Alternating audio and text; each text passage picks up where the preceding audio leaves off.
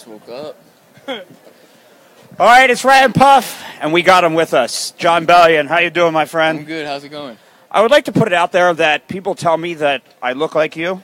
I don't think I look anything like you. No shot. These people were drunk at the time. Yeah, obviously. We're going to start with that. And if you're going to start with that, I'm going to start with, as you were walking up, because how they have it set up here when we do these interviews is the artist comes out of the luxurious dressing room. Yeah. And you walk up, and I instantly thought how ugly I felt.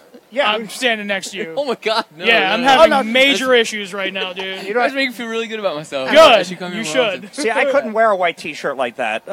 You wouldn't want to see me in it. I do a lot of work to stay covered. That's one. Two, I'm the guy that still wears the shirt in the pool. So if I go in, shirt in the pool, right? That's amazing. I love it. So I want to talk to you about.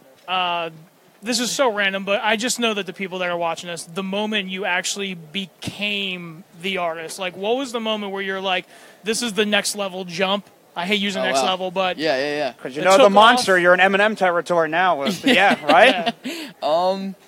Yeah, I mean, I guess the jump, it's always been like a steady thing, a steady climb. We've been putting out free mixtapes for a while on the internet, and I think that's kind of the future of this whole thing. Oh, sure. I really just catered to the core group of people who really are diehards, and they made it happen for me. So it was always a slow, after every project, the fan base would kind of double and then triple, and then the next project would quadruple, and then we go on tour, and we've done, 4 or 5 national headline tours, all sold out before we even went to radio. So I think once All Time Low started to kind of work and did what it was supposed to do, and I fought for that record for like 2 years for it to be the single. So once it actually worked on a grand scale, it was kind of like a cherry on top. It was just a big blessing, and it was just like, okay, this too, like, sweet, and it's working at radio, like, let's do that too. So it's been fun.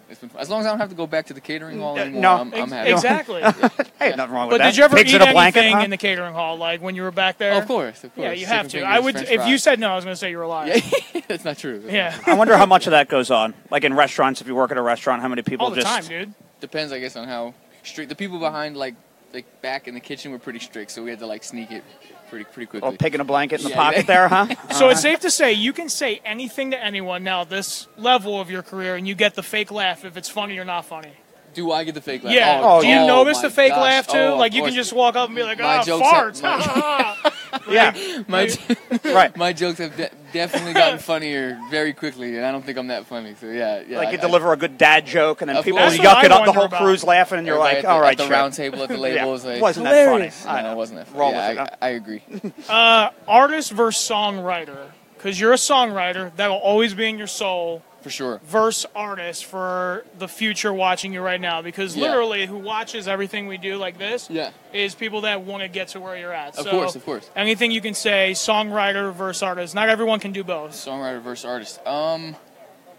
Meaning what? Like, what do I enjoy more? Exactly. The perks of both. Yeah. I think this next coming season for me is definitely going to be songwriter producer. Once I did a couple of records that ended up working out at radio as a writer producer, and then when everybody was like, okay, let's get you in with this person and this person, this person, I took 2 years off and worked on The Human Condition.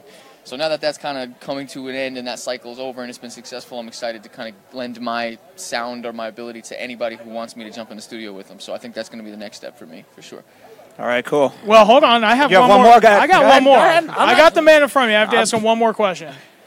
So you go in city after city, country after country. What's it feel like knowing that everyone wants to interview you? Like, have you ever thought that? Like, you're a little boy growing up singing and songwriting. Yeah. Playing instruments, and then all of a sudden, you're here in Detroit getting interviewed by 2 random odd-bodied men. Oh, yeah. Who feel extreme anxiety right now talking to you. It's like when you stand next to, like, a really tall, like, woman. It's, like, very intimidating if a girl's, like, taller than you, you know? You guys got it, man. You guys got the swag, man. Don't worry about it. Don't worry about it. How does it feel? I think at a certain point, people are just going to be tired of hearing me say the same thing 1,500 times over again. This has been a really cool interview. You guys asked some cool questions, but I think after a while, people are just going to be like, all right, I get it. I told you my musical inspiration 10 times, all right? Got it. Exactly. Hey, who's your musical inspiration? I love it. All right, Jon Bellion.